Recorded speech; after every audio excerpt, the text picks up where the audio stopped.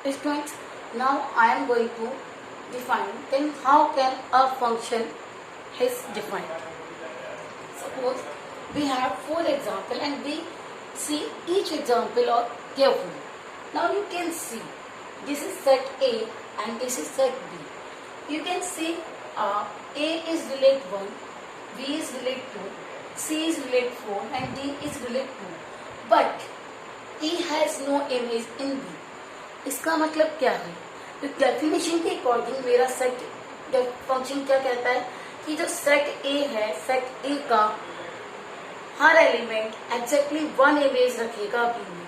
तो डेफिनेशन ये कहती है कि फंक्शन जो है वो कब डिफाइंड होता है, जब सेट ए के हर एलिमेंट की एग्जैक्टली 1 इमेज बी में मिले. ईच एलिमेंट ऑफ सेट ए. तो आप देख सकते हो यहाँ पे ई की इमेज नहीं है, ई की इमेज नहीं है, एग्जैक्टली 1 इमेज तो है, लेकिन यहाँ पर सेट ए में एक एलिमेंट ऐसा रह गया जिसकी इमेज मुझे बी में नहीं मिल रही है. तो F1 is not a function, not a function. Okay. Now you can see second example. A have 1, 2, 3, 4, 5 and D, A, B, C, D, E. So you can see 1 relate to A, 2 relate to B, 3 relate to C, 4 relate to D, 5 relate to D, E. So you can see each element of set A exactly 1 image in B. यानी कि यहाँ पे कोई ऐसा element तो नहीं रहा जिसकी इमेज रह गई हो और हर एलिमेंट की सिंगल इमेज है. तो this is called F2 is called function. यानी कि ये वाला जो सेट है वो फंक्शन हो. अब इसके बाद आप थर्ड सेट पे आइए, थर्ड उस पे आइएगा. थर्ड पे देखेंगे तो थर्ड F3 का मतलब क्या है. F3 में देखिए, F3 में आप देख सकते हैं जो मैंने किया है उसमें A को 1 से भी रिलेट किया, A को 2 से भी किया, B को 3 से किया, C को 4 से किया, D को 5 से किया, E रहने दिया. अब आप देखिए अकॉर्डिंग टू डेफिनेशन वो ये कहता है कि सेट A के हर एलिमेंट की इमेज मुझे B में मिलनी चाहिए. अब आप देखो पहले तो यहाँ पे E की इमेज नहीं है, उसके बाद एग्जैक्टली 1 इमेज मुझे B में मिलनी चाहिए. तो 1 इमेज का मतलब यह है कि हर एलिमेंट की एक इमेज हो, हर एलिमेंट की एक ही इमेज हो. तो ए की तो 2 इमेज है, एक A1 से भी रिलेट हो रहा है, A2 से भी रिलेट हो रहा है, यानी कि यहाँ पे एक एलिमेंट की 2 इमेज हो गई. तो इस कंडीशन में जब कोई फंक्शन मेरा होता है, फंक्शन कब डिफाइंड होगा, जब एक तो कोई ऐसा एलिमेंट ना रहे सेट ए में जिसकी इमेज ना हो, प्लस एक एलिमेंट की 2 इमेज मुझे नहीं मिलनी चाहिए. तो it is in this situation F3 is not a function. F3 is not a function. Okay. Now we can see F4. अब F4 पे डिस्कस करते हैं. F4 पे आप देखिए कि मैंने A को 1 से रिलेट कर रखा है, B को 1 से कर रखा है, C को 2 से कर रखा है, D को 3 से कर रखा है. तो क्या ये फंक्शन होगा? होगा. क्यों? क्योंकि एक तो सबसे पहली बात ये कि there is no such type of element has no pre image. यानी कि यहाँ पे सारे एलिमेंट की इमेज मुझे B में मिल रही है. और ये क्या हम ये कह सकते हैं कि A की एग्जैक्टली 1 इमेज है और B की भी एक इमेज है. तो कहने का मतलब ये कि हर एलिमेंट अपनी एक इमेज रखता है. सेट ए के हर एलिमेंट की एक इमेज मुझे बी में मिल रही है. तो इसका मतलब F4 फंक्शन है. तो यहाँ से क्या डिफाइन हुआ? आपको ये डिफाइन हुआ कि F1 F फंक्शन कब होता है? जब सेट ए के हर एलिमेंट की इमेज मुझे ए बी में मिले, प्लस दूसरी चीज ये कि मेरा एक कोई ऐसा एलिमेंट तो नहीं है सेट ए का जिसकी 2 इमेज तो नहीं है, जो 2 एलिमेंट से कोई रिलेट नहीं है. तो उस सिचुएशन में F फंक्शन नहीं है. दूसरी सिचुएशन में F का फंक्शन नहीं होगा जब ऐसा कोई एलिमेंट तो नहीं जिसकी मुझे इमेज बी में नहीं मिल रही है. तो इन 2 सिचुएशन में फंक्शन नहीं होगा. अगर आपका ऐसा है कि हर एलिमेंट की यूनिक इमेज है या 2 एलिमेंट की सेट ए के 2 एलिमेंट की एक इमेज हो सकती है, 2 और मोर एलिमेंट की भी एक इमेज हो सकती है, तो उस सिचुएशन में आपका ये फंक्शन होगा. Now 1-1 function.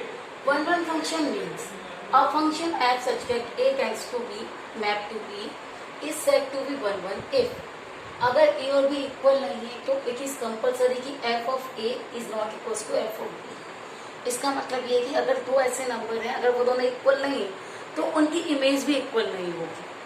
And a b दोनों साइड a के एलिमेंट्स हैं. और दूसरी कंडीशन ये कि अगर हमारे को आउटपुट एक सा मिल रहा है तो ये कंपल्सरी है कि मेरा वो दोनों एलिमेंट सेम ही होंगे. अगर 2 एलिमेंट्स ऐसे हैं जिनका आउटपुट सेम हो रहा है, तो यानी कि वो दोनों का इक्वल होना जरूरी है, मतलब वो एक ही एलिमेंट होना जरूरी है इन दिस केस। सो इसका मतलब क्या हो गया 1 1 में कि no two element of set A have same image in B, यानी कि ऐसे 1 1 के लिए जो सिचुएशन होती है कि कोई भी सेट ए के कोई भी 2 एलिमेंट एक इमेज ना रखे, सेट ए का हर एलिमेंट एग्जैक्टली 1 इमेज ही रखे, तभी वो 1 1 फंक्शन होता है। सेट ए मान लो, मैंने एक एग्जांपल दे रखा, सेट ए है, सेट बी है, आप देख सकते हो 1 की इमेज ए से रिलेटेड, 2 बी से है, 3 सी से, 4 जी से, तो आप ये देख रहे हो कि सब सारे एलिमेंट की एक सिंगल इमेज यहाँ मिल रही है। लेकिन अगर यही आप दूसरे एग्जाम्पल देखोगे तो 1 2 3 है और ए बी है, तो 1 और 2 दोनों की एक ही इमेज है और बी 3 बी से रिलेटेड, तो इस सिचुएशन में हर एलिमेंट की सिंगल इमेज है और इस सिचुएशन में 2 एलिमेंट की एक इमेज है। तो कहने का मतलब ये है कि 1 1 का मतलब ये होता है कि सेट ए के हर एलिमेंट की सिंगल इमेज ही हो, ऐसा ना हो कि 2 एलिमेंट एक इमेज रखते हो। तो दिस इज कॉल्ड 1 1 फंक्शन। तो फंक्शन में आपका मतलब कहने का मतलब ये कि अगर ए और बी इक्वल नहीं है तो उनके आउटपुट भी इक्वल नहीं होंगे, और अगर आउटपुट इक्वल है तो इट इज कंपल्सरी कि वो दोनों एलिमेंट सेम ही होंगे, यानी कि वो एलिमेंट एक ही होगा।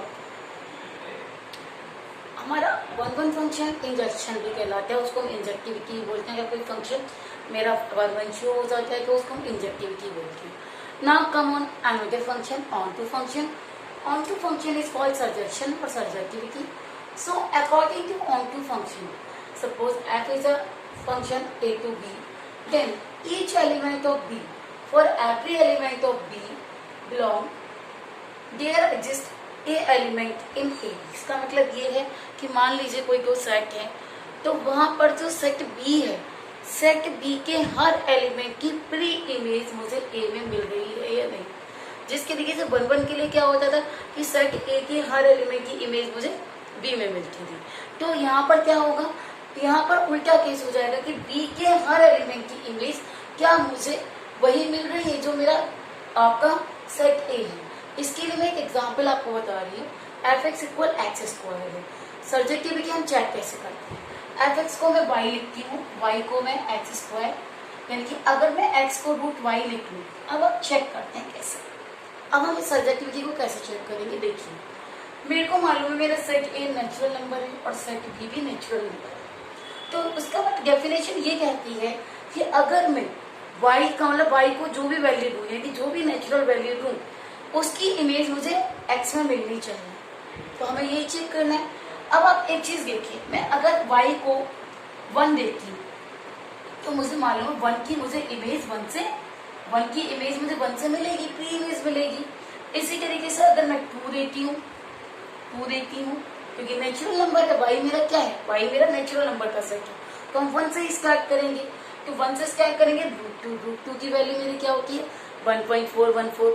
लेकिन जो सेट A है वो मेरा क्या है, वो नेचुरल नंबर का सेट है, तो इसमें तो रियल, इसमें आपका टिकट पॉइंट्स वाली वैल्यू नहीं मिलेगी, नेचुरल मिलेगी।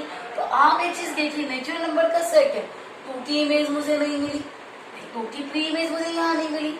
इसी तरीके से 3 में देखिए, √3 की वैल्यू 1.73, वो भी मेरे को नहीं मिल रही, 4 की वैल्यू 2 मिल रही है।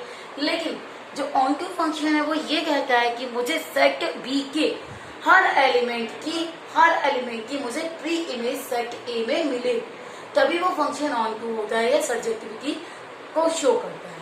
अब मान लीजिए मैं यहाँ पर रियल नंबर कर दूं, मान लीजिए मेरा जो सेट A है वो किसका सेट है, रियल नंबर का। इसका मतलब ये हो गया कि अब हम चेक करते हैं, ठीक है, it's depend on your set of domain and को डोमेन। जितने भी ऑन टू फंक्शन है या 1 1 फंक्शन है वो it's depend on your domain and को डोमेन साइड। अब आप एक चीज चेक करिए, ये रियल नंबर हो गया, अब ये नेचुरल हो गया, तो क्या ये ऑन टू होगा? इन दिस सिचुएशन ये ऑन टू होगा। क्यों? क्योंकि अगर मैं √1 लिखूंगी तो मुझे 1 मिलेगा, √2 लिखूंगी तो 1.414 मिलेगा, √3 लिखूंगी तो मुझे यहाँ पर इन सब एलिमेंट्स की इमेज मिलेगी। तो इसका मतलब क्या हो गया, मेरा इस सिचुएशन में ये मेरा ऑन टू फंक्शन हो गया। तो ऑन टू फंक्शन होने के लिए हमारे पास क्या जरूरी होना चाहिए कि जो भी आपको मैपिंग दे रखी है, नेचुरल से नेचुरल पर दे रखी है, नेचुरल से रियल पर दे रखी है, रियल से नेचुरल पर, तो आपको ये चेक करना है क्या आप सेट B का कोई भी एलिमेंट रख रहे हो तो क्या मुझे उसकी इमेज सेट ए में मिल रही है, यही आपका ऑन टू फंक्शन है। और अगर कोई फंक्शन जब 1 1 और ऑन टू को शो कर देता है तो उसको हम बाइसेक्टिव फंक्शन बोलते हैं।